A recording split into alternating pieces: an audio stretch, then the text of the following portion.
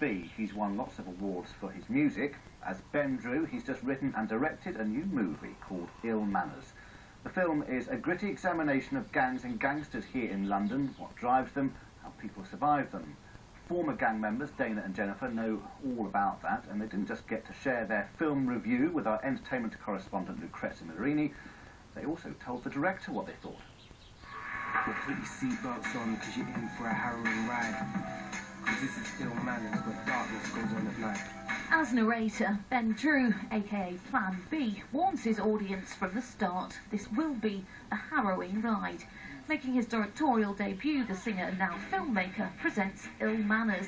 Inspired in part by his own experiences growing up in Forest Gate, it's a portrayal of what he says is the dark reality of today's disadvantaged youth, not just in the capital, but across the country. It's just stuff that's going on in the world, you know what I mean?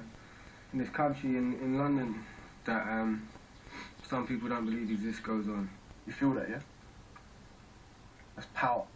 The fact that I know it goes on, I felt, you know, ever since I started as Plan B, my first record, it was things that I wanted to talk about, bring awareness to.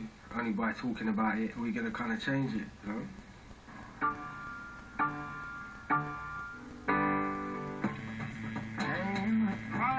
Certificate 18, the film packs a punch, hard-hitting and brutal. Its message is echoed in Plan B's recent single from the Ill Manners soundtrack. Referencing last year's riots, a warning to those in power that situations can easily spiral out of control. It's a view shared by Dana Gibson and Jennifer Blake. They both experienced the grim reality of gang culture, but now work at Peckham's Safe and Sound project, helping young people.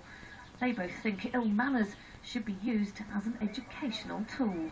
It sent out a good message to, well, what's going on in society today. Government needs to understand, parents need to understand, young girls need to understand, and young boys need to understand, and the community as a whole that needs to. I just think it was a really powerful film.